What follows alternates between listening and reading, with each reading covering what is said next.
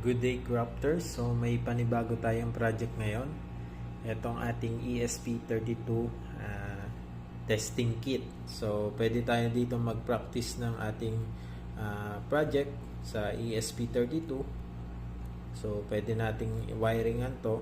Naka plug and play na yung ating mga components. So less hassle na. Hindi na natin kailangan ng breadboard.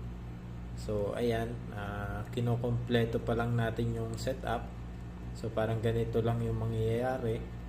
And then once na matapos na, magpo-produce na tayo ng copy ng PCB and i-available na natin to sa ating shop online. So abang-abang lang tayo guys dito sa ating kit na ito para sa mga nag-uumpisa sa mga microcontroller, lalong lalo na ang ESP32. So yun lang guys, thank you.